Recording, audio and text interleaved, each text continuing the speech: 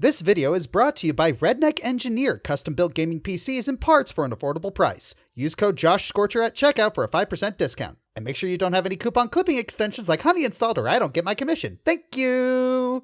Throughout my Countdown career, I've touched on a number of bosses, both bad and good. But what about the ones that managed to evolve? These are the bosses that were abysmal in one game and yet managed to be far better in another. Sometimes it's because they have legitimately fun and challenging mechanics. Others, it's just a matter of them sucking significantly less. Whatever the reason, these are the top 10 improved bosses.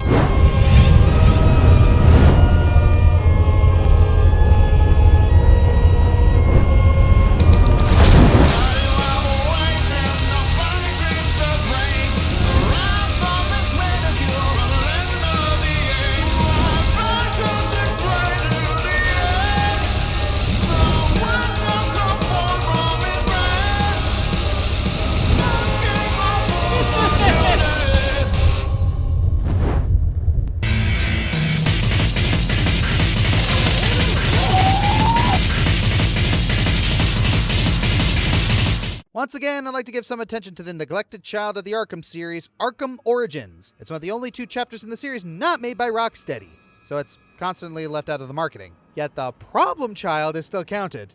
Brilliant as always, Warner Brothers. Yeah, Origins was a little finicky with continuity at times, but it still brought a lot of great things with it. Some of them were handled better than the main games. Among them, Bane. It was a necessary casualty to kill the Batman. Yeah, and I'm currently holding an alive Batman, so I guess it didn't work. Did it, Welsh Bane? I don't want to say Bane in Arkham Asylum was bad, because he really wasn't. He introduced some elements that furthered the story, and his fight was decent enough. The biggest offender is that it feels too samey compared to the other Titan boss fights. Scarecrow and Poison Ivy still take the crown because of their uniqueness, and I think I said more about Titan Joker than I want to. After the fight, Bane just gets yeeted out of the story by the Batmobile, and we don't see him again until a side mission in Arkham City. At last, we come to Origins. Yeah, Joker kind of hijacked the story again, but Bane is arguably the most threatening villain in the game. He actually has two boss fights. The first one is pretty standard. Bane is a tank, but not so much that you can't land a punch on him. Just so much so that stunning and dodging are your best bets. Overall, nicely handled scrap and a little more unique than Asylum. However, Bane's story doesn't end there. He managed to deduce Batman's identity, invaded the Batcave, Bruce's most sacred sanctum, and nearly killed Alfred. So you better believe we're getting a rematch, and this one raises the stakes. In part 1 of the semi-final boss fights, Bane rigs the match so that Batman either has to kill him or allow someone else to die in his place. Dang! Did Bane add some monster energy into his venom? This guy's like the world's speediest bulldozer. But like the first fight, you can still land a punch on him, you just gotta stun and dodge as much as you can. Thankfully, Bats manages to defuse Bane's trap, but in round 2, the Juggernaut manages to bulk up to unstoppable levels. You try to fight him head on, and you are double dead. The only way to take him down is to rely on stealth and gadgets to incapacitate him from the shadows. It really sucks that Origins isn't marketed more as an official part of the Arkham series, because it did what the original game couldn't. Make Bane a legitimate threat instead of a footnote. With two boss fights to his name, one serving as the opening act, and the other doubling as a deathmatch in the game of hide and seek, Origins reminded us how Bane earned his crown as the man who broke the Batman.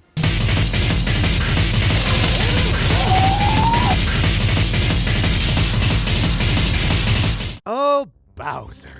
Bowser, Bowser, Bowser. Peaches, peaches, peaches, peaches, peaches, peaches, peaches, peaches, peaches. Easily one of the most iconic boss fights in gaming, serving as the Red Plumber's nemesis since he first debuted on the NES and saved the industry. At the time, there weren't that many standards for video game boss fights, so people were perfectly satisfied with it. But let's not kid ourselves. Bowser's boss fights across most mainline Mario games are pretty average at best. Let's list them, shall we? Mario 1, can I ask you a question? Mario 3, dodge! Mario World. Let me show you my new ultimate weapon. Mario 64. Mario Sunshine. Get out of my bathroom! New Super Mario DS. What does this button do? Mario Galaxy.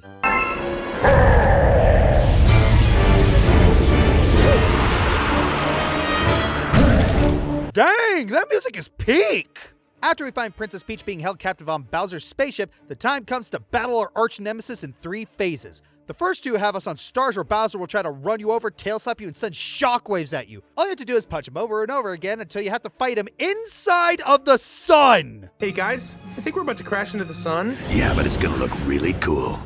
This phase is where he has fire breath to his arsenal. Heck, he'll even try to break the glass in the sphere you're standing on to create pits of lava. Then you punch him into the sun to burn alive. It's more beautiful than watching a sunset.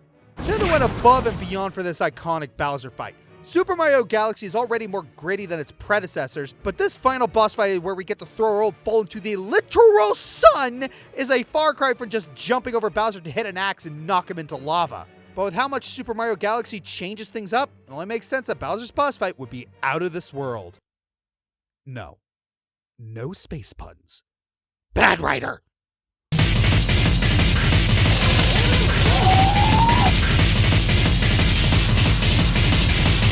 Tradition's a fun thing, ain't it? When you're a long-running series, there's bound to be a boss or two that keeps showing up like an old friend. And the friendliest mass murderer of this side of Popstar has managed to make it a habit of battering a tree at the start of his adventures. Wispy Woods is Kirby's most recurring foe, serving as an early boss in one form or another in every single main game in the franchise. He's a simple boss when you get down to it. He's a tree. He sits there, minding his own business, dropping apples and breathing puffs of air at you. Really, what do you expect him to do? He's a tree, not really known for doing anything crazy in nature.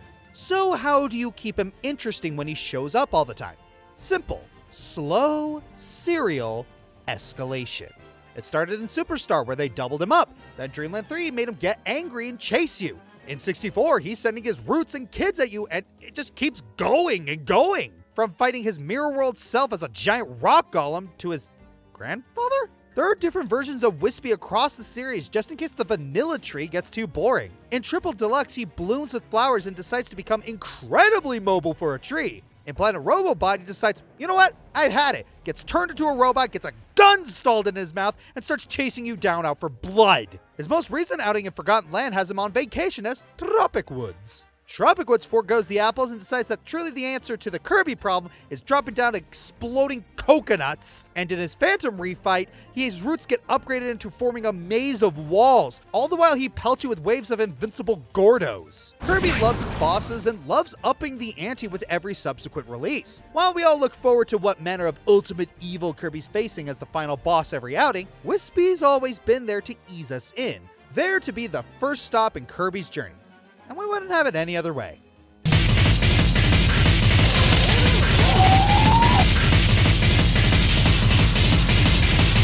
Out of the many characters in the Mega Man series, Harpooey has to be one of the coolest looking mother effers around. Between his sleek aerodynamic design, lightning abilities, and his role as the leader of the X-Guardians, so much about him is just a setup for success. So why did they make his debut fight so easy? Even in a game as grueling as 0-1, Harpooey doesn't take a lot of muscle to intercept. His attack pattern is very easy to read, and you can keep him stuck in the same cycle with just charged shots. You don't even need an ice chip, just a simple charge shot and he becomes Pocket Spark Mandrill. Considering his Herald, Aztec Falcon, is one of the most punishing first bosses in gaming, you'd think his superior would measure up in difficulty? Then again, I'd rather not have another boss like that in this game. Fast forward to 0-2, and Harpooey has stepped up his game decently enough. He's faster, has more attacks, and even has an overdrive that keeps you on your toes. It gets even better when we fight his armed form. While the other X-Guardians take this form to rip you apart, Harpooey is controlled by Elpizo, whom Zero knows now more than ever is a bigger threat. Harpooey fires missiles, pushes you with a tornado, and hurls electronic orbs at you. Not being able to stun lock him this time definitely makes this fight a lot less breakable, which helps make it a genuine challenge. He pretty much went from Spark Mandrill to Volt Kraken. The boss fight, not the stage. Not the stage. Honestly, I wish we could get a more consistent rival with Harpooey so we can get more fights and see how far he'd evolve. Having him become an ally in 0-3 was fine and all, but it still feels like we won't get to do much with him. At least we did get to play with his Biometal in the ZX games.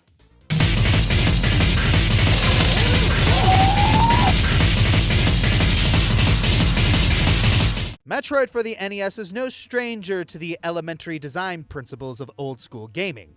No, my days of old school gaming. And like its peers, it controls like hardwood stairs attempted ballet and is violently outdated. Needless to say, it's clunky as a mother. Brain. Yep, even the old school final fights were as elementary as they come. In fact, in the original NES Metroid, Mother Brain just kind of sits there while our security system does all the pew-pew work. Then Super Metroid came along. As a wise philosopher once said, Holy sh**! That is a final boss. My skibbity sigma! after the fight with Mother Brain in Super appears to go just as it did in the original, her defeated ruse sheds as she rises from the ground into some grotesque bipedal dinosaur raw chicken looking thing. It's alarming, trust me. She bites this time, hard. Eventually so hard that the baby Metroid has to sacrifice itself to save you from her pride beam. I mean, hyper beam. It's a tricky fight at times, to be sure. Now, you have to actually aim to hit her weak point. I know, aiming in a shooter. Completely novel idea. It's refreshing to have a final boss that actually puts up a fight and lets you have more fun than standing on the same platforms and button mashing. Oh, and now with the weird basement elevator pixel music from the original version. Here's a nightmare fuel theme with an organ synthesizer and a 7/4 time signature. The music isn't just an upgrade, but it's arguably one of the best final boss themes on the entire SNES library. Aside from the obvious best one, Dancing Mad. I get it! The Mother Brain fight is an improvement upon something that wasn't much to begin with. It became the spectacle of a final boss fight that you would expect retrospectively, and a standard to be met going forward in the Metroid series. She's frightening, she's challenging, she motivates you to beat her down after killing the baby Metroid. Her music rocks, and it's overall oozing with a dangerous and fun atmosphere. No, they didn't have this back in my day.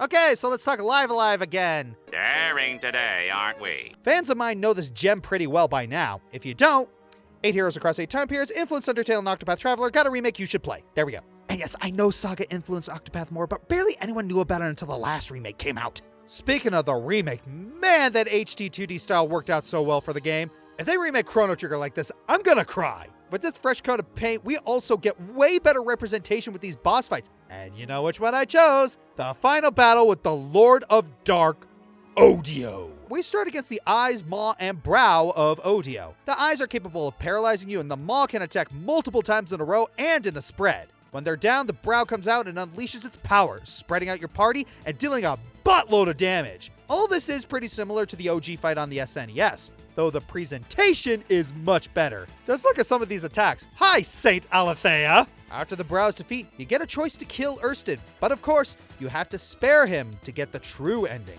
When you leave and meet up with the other heroes, Ursted comes out and releases all of his power, revives his other incarnations, and forces each hero to fight them once more. Once you finish this boss rush, which is admittedly kind of hollow, you are done. In the SNES version. But in the remake, there is one more phase to really go out with a bang. Sin of Odio comes out as Ursted takes all of the hate from his incarnations and fights the heroes one last time. It's like a victory lap. Each of your heroes gets a turn to wail on the Lord of Dark as their attacks weaken its grip over Ursted, allowing Ursted to break free and deliver the final blow to Odio himself. The original fight was fine, though it kind of ended on a whimper after the boss rush. Sin of Odio not only gave us a fantastic climax and closure, but the overall presentation and design of the remake vastly improved the original in every way. And man, that theme that plays with Sin still gives me chills to this day.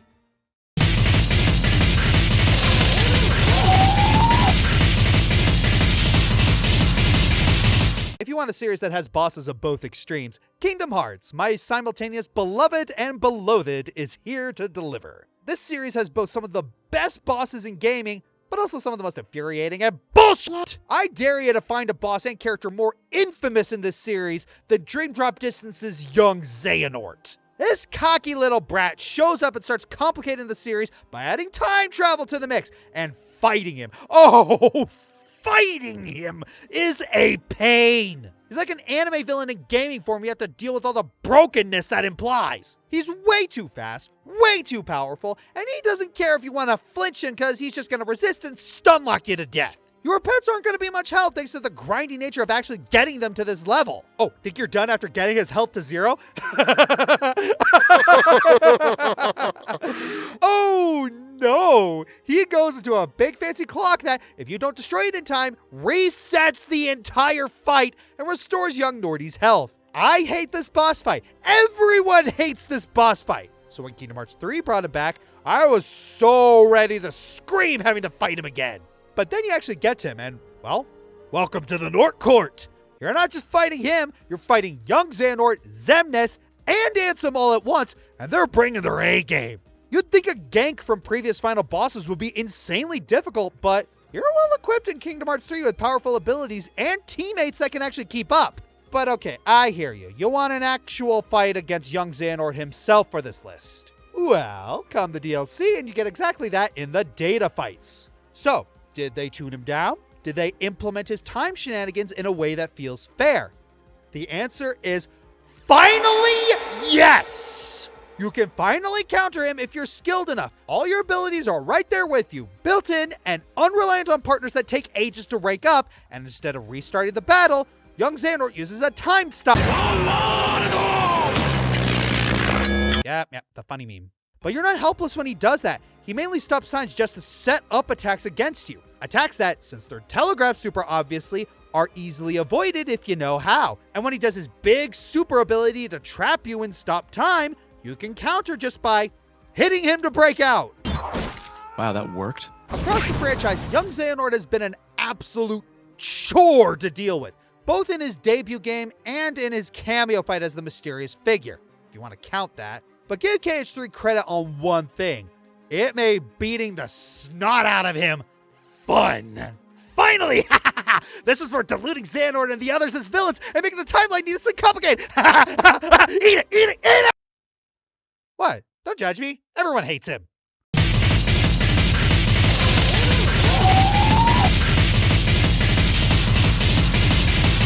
Pokemon fans have some choice words to say about the bosses in Diamond and Pearl, but I do have to give them some credit. They always have teams that feel complete, a standard opener, a stronger midpoint Pokemon, and the gen's new monster as the ace. This applies for 7 gyms straight, and it makes each one stand as a believable challenge. Then there's Volkner. For a guy who's supposedly so strong that he got bored of winning, his team feels so off. He's supposedly an electric gym leader. You'd expect him to have a team of electric types. But when you actually see it, there's only Raichu and Luxray? What else is he having there? Octillery and Ambipom? I mean, not bad Pokemon. They have an electric type move, but is this what you want to see from an electric type leader? A guy who's only somewhat electric? If he's just going for coverage against ground, why not have an electric type that flies or uses water, grass, and ice moves? Hint, hint. Oh, if you think that's weird, let's look at his buddy Flint. This guy is part of the Elite Four and uses fire types. Oh, cool, fire type boss. Can't wait to see what his team looks. Oh, no! Yeah, nothing screams brilliant like being a fire type specialist in a region that hates fire types. This guy has Rapidash and Infernape on his team. That's 2. 2 out of 5 Pokemon. What does he fill the rest with? Drifblim, Lopunny, and Steelix. Yeah, Steelix, the slow steel ground type that's basically free food for water types. How is that supposed to be coverage? Part of the fun of being a type-based gym leader or Elite Four is seeing how they work with the limitations of being a type specialist, as well as presenting the various Pokemon of that type the generation has to offer. While Gens 1 and 2 struggled to meet that end, starting from Gen 3, team variety and boss fights got a lot more consistent. It really doesn't make sense why Diamond and Pearl didn't just let these two have Electivire and Magmortar from the start, or give them more Pokemon of their type to work with in general. It'd be one thing if their teams are secretly clever, but the most that they got going are unreliable baton pass strats. Sorry boys, but competitive movesets these ain't. Moving on to Platinum, we thankfully did get a fixed version of their teams. They finally got a complete type set with Electivire, Magmortar, Houndoom, and respective evolutions. Volkner's Pokemon all have extensive coverage, and Flint packs a lot of heavy-hitting moves like Overheat, Thunderbolt, Earthquake, and Sunny Day Solar Beam combos. They really lived up to their monikers this time and focused on being threatening instead of gimmicky. Man, these two went from Diamond and Pearl's Dumb and Dumber to actual respectable top dogs in Platinum. Nice to see the developers learned their lesson. Now they just gotta carry this over to Brilliant Diamond and Shiny Pearl. Oh, they still have their old teams. And they're more annoying now. Well, this was a disappointment.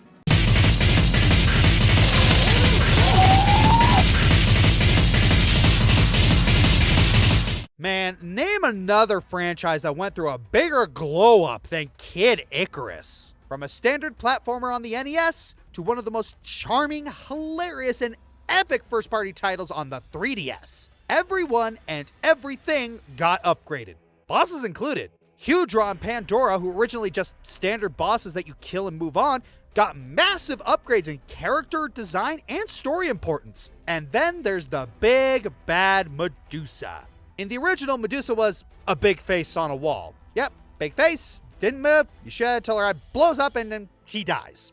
Oh, sure, she shoots projectiles and little snakes at you, but at the end of the day, big face on the wall, shoot eye, die! So for Uprising, the main villain is gonna need a lot more to hook you, and Medusa absolutely delivers. For as little as she appears between the first level and her final confrontation, Medusa is an impressive villain. Unlike everyone else in the game, she's completely no nonsense. You get little humor from her, just a spiteful vow of revenge on Palutena and the people she protects. The game hypes her up as coming back stronger than ever, and the journey into the underworld to confront her is as climactic as it gets. With the 3 sacred treasures, you cut through her citadel and every single enemy thrown your way gets chewed up and spit out by these things. All the while Medusa is vowing revenge on you and Palutena. After a long trek through, you finally reach her, and first off, Medusa is titanic. Most of your foes so far have been, at the biggest, the size of a house, and the more talkative ones aren't that big. Medusa towers over you like a living skyscraper. Those godly projections of her you saw earlier,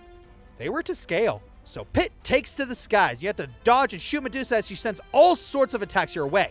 She is deceptively fast, warping around the room like it's nothing and even getting a sneak attack in. Palutena eventually uses her powers to freeze Medusa in place, but even that doesn't stop her because, true to the myth, even the Gorgon Queen's gaze is deadly. Like the old game, her face is the weak point. Shoot it a lot, and Medusa reveals her true disgusting form. Looking a lot more like the original big face that was stuck in that wall, Medusa's head detaches from the main body and begins flying around the massive arena. Just the scale of this fight is mind-boggling. It's hard to gauge the true size of Medusa and her throne room, but they're imposing nonetheless. Meaning you feel like a true god killer once you finally destroy Medusa and cause her castle to crumble to dust. Take a breather. You did it! You saved humanity! Hades? Who's Hades? Yeah, this isn't even close to the end game. But still, going from how simple the original game had this boss to this cinematic spectacle, Medusa is a prime example of how much Kid Icarus improved after that 25-year gap. Well, here's hoping it doesn't take 25 more for another Kid Icarus. We're almost halfway.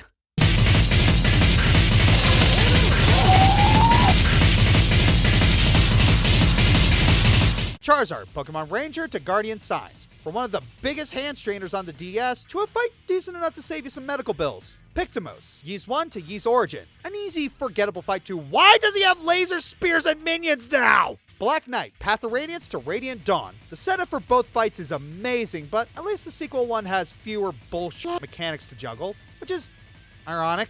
Yzma from Final Fantasy XII. Do you know how long it takes to beat this boss in the Zodiac Age? Not 4 hours. Not 4 fucking hours!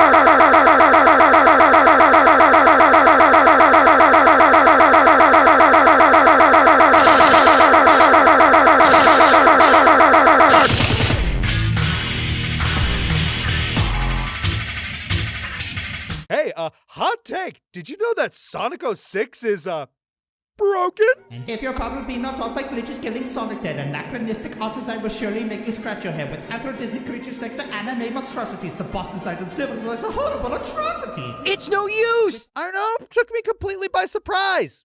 For nearly 2 decades. Yeah, I can't even split hairs with this one. Silver the Hedgehog's introduction was...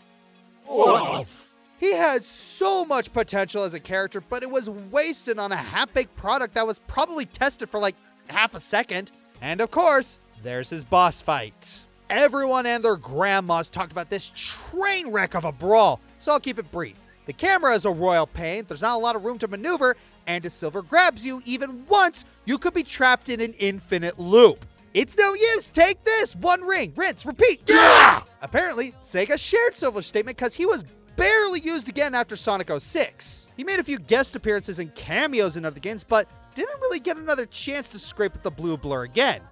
At least until... On deck! Sonic Generations, or as I like to call it, This Is Your Life, Sonic! Where we got to relive most of our titular Hedgehog's past with levels based on previous games. Like it or not, we had to revisit 06 here. It's, ironically, a critical part of the franchise's history. Hey, bad press is still press. Here we have Silver meet up with younger Sonic and mistake him for an imposter, refusing to give up his Chaos Emerald. If you want the gem, you're gonna have to race Silver and bash him down. Rather than make us relive the repressed memories of his original brawl, Generations opted to base the level off the Crisis City races, aka the only levels in 06 that were worth playing. And this fight feels more on brand for Sonic, chasing Silver down along the highway, avoiding obstacles in your path. Meanwhile, Trunks the Hedgehog is levitating and throwing debris at you to try and slow you down. Do what you can to avoid the trash or use it to your advantage to get close and personal with Silver, and then smack him down. No infinite loops, no repetition, and there is use. There is use! Yeah, dunking on Sonic 06 nowadays is pretty passe. But can you blame me? Silver was done dirty in his debut, and so was Blaze. And he kinda gained a bad rep in the fandom. But Generations managed to restore a lot of good faith for him by having him in a tussle worthy of his character. If an upgraded fight can take a boss from an infamous title and make us want to see him again, yeah, it's no contest how this got the crown. I'm joshscorcher, and while these bosses could be fixed up, can a whole franchise be salvaged with one game? Heck if I know, but we're gonna find out anyway. Cut!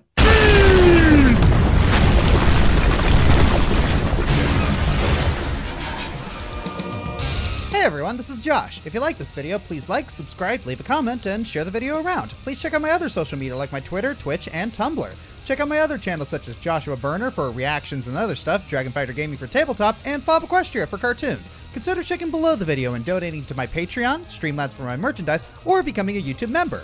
Thanks for watching.